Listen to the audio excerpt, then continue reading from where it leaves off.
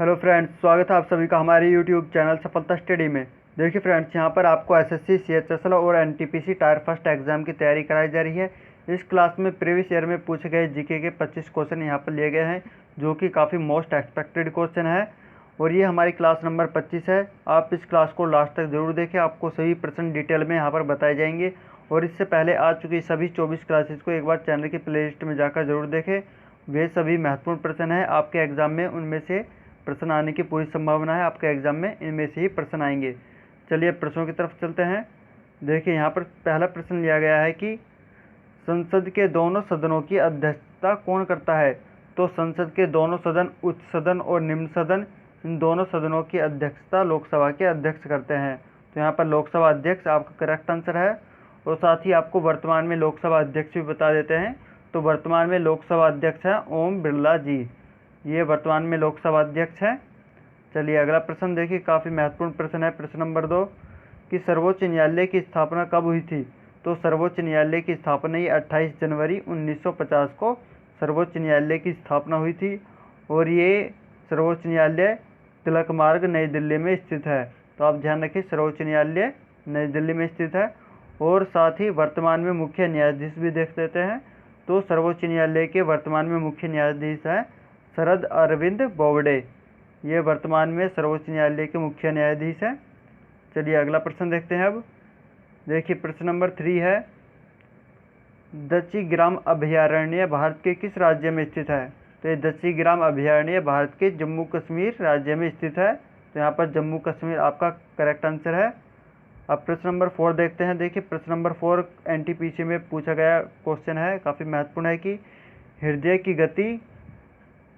हृदय और फेफड़े की गति सुनने के लिए डॉक्टर किस यंत्र का प्रयोग करते हैं।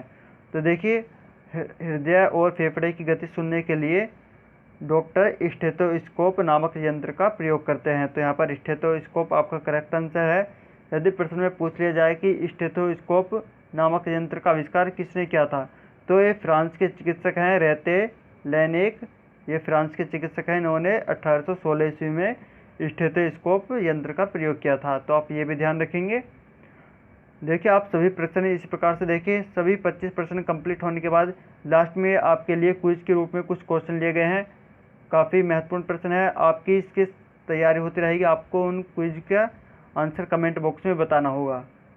चलिए देखिए प्रश्न नंबर 5 है। यहाँ पर यह भी काफ़ी महत्वपूर्ण प्रश्न है, एसएससी में ज़्यादातर पूछा जाता है कि चौसा का युद्ध कब हुआ था। तो देखिए चौसा का युद्ध 1539 में हुआ था। 1539 करेक्ट आंसर है। और ये किन के मध्य हुआ था, ये हुमायूं और शेर खां के बीच में हुआ था, जिसमें शेर खां की विजय हुई थी। अगला प्रश्न देखिए, अगला प्रश्न यहाँ पर ये करंट अफेयर से है कि कोविड-19 को महामारी किसने घोषित किया है। कोविड-19 को किसने महामारी घोषित किया है। तो देखिए हाल ही में कोविड-19 ये कोरोना वायरस नामक महामारी फैल रही है पूरे देश में, पूरे संसार में अधिकतर फैल चुकी है। तो इसे महामारी के रूप में WHO ने घोषित किया है। तो WHO की फुल फॉर्म देखते हैं, तो है वर्ल्ड हेल्थ ऑर्गेनाइजेशन, ये WHO की फुल फॉर्म है।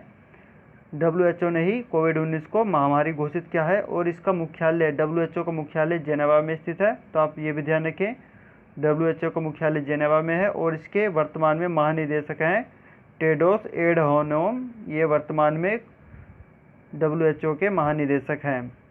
तो आप ध्यान रखें इस प्रश्न को, काफ़ी महत्वपूर्ण प्रश्न था ये। देखिए प्रश्न नंबर 7 है, किस राज्य ने हाल ही में स्टार्टअप को बढ़ावा देने के लिए साइबर स्पेस एक्सेलरेटर लॉन्च किया है। तो देखिए कर्नाटक राज्य ने हाल ही में स्टार्टअप को बढ़ावा देने के लिए साइबर स्पेस एक्सेलरेटर लॉन्च किया है। तो यहाँ पर कर्नाटक आपका करेक्ट आंसर है। देखिए करंट अफेयर से प्रत्येक एग्जाम में प्रश्न पूछे जाते हैं, तो आप करंट अफेयर्स पढ़ने के लिए आप हमारे टेलीग्राम ग्रुप को ज्वाइन कर ले। वहाँ पर आपको डेली करंट अफेयर्स और वीकली करंट अफेयर्स हिंदी और इंग्लिश दोनों लैंग्वेज में प्रोवाइड कराई जाती है, तो आप उसे ज़रूर ज्वाइन करें। चलिए अगला प्रश्न देखते हैं। अब देखिए प्रश्न नंबर 8 है, नागार्जुन सागर परियोजना किस नदी पर स्थित है। तो नागार्जुन सागर परियोजना ये कृष्णा नदी पर स्थित है। यहाँ पर कृष्णा नदी करेक्ट आंसर है। और ये कहाँ पर है, ये आंध्र प्रदेश में है। तो आंध्र प्रदेश में कृष्णा नदी पर नागार्जुन सागर परियोजना स्थित है। चलिए अगला प्रश्न देखिए, प्रश्न नंबर 9 काफ़ी महत्वपूर्ण प्रश्न है ये भी, कि गुट निरपेक्ष आंदोलन की स्थापना कब हुई थी? तो देखिए गुट निरपेक्ष आंदोलन की स्थापना ये 1961 में हुई थी। 1961 में कहाँ पर हुई थी? बेलग्रेड सर्बिया में गुट निरपेक्ष आंदोलन की स्थापना हुई थी। चलिए अगला प्रश्न देखते हैं। अब देखिए प्रश्न नंबर 10 लिया गया है कि भारत पाकिस्तान के बीच शिमला समझौता कब हुआ था? तो भारत पाकिस्तान के बीच शिमला समझौता ये 2 जुलाई 1972 को हुआ था और ये उस समय भारत के प्रधानमंत्री इंदिरा गांधी और पाकिस्तानी नेता जुल्फ़िकार अली भुट्टो के बीच में यह शिमला समझौता हुआ था। तो आप ये भी ध्यान रखेंगे, प्रश्न में पूछ लिया जाता है कि किन के मध्य यह शिमला समझौता हुआ था। तो ये इंदिरा गांधी और जुल्फ़िकार अली भुट्टो के बीच में 1972 में शिमला समझौता हुआ था। चलिए अगला प्रश्न अब देखते हैं। देखिए प्रश्न नंबर 11 है, गंगा की सबसे बड़ी सहायक नदी कौन सी है?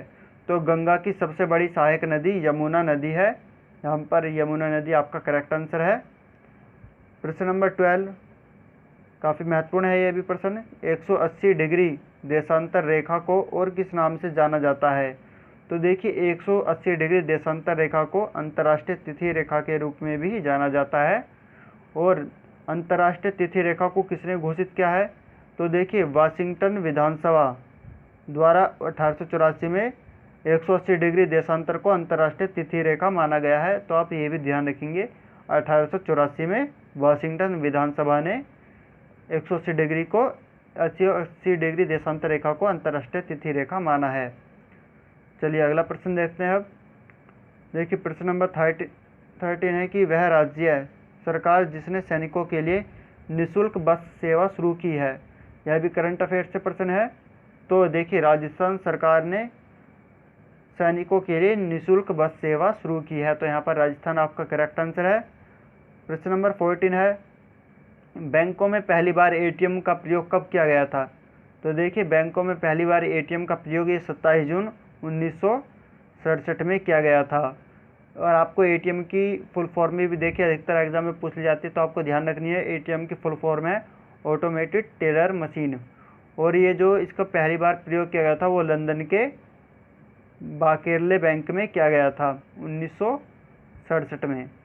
ध्यान रखें आप। देखिए आप इन सभी प्रश्नों की पीडीएफ के लिए आप हमारे टेलीग्राम ग्रुप को ज्वाइन कर सकते हैं। वहाँ पर आपको इन सभी प्रश्नों की पीडीएफ वहाँ पर आपको मिल जाएगी।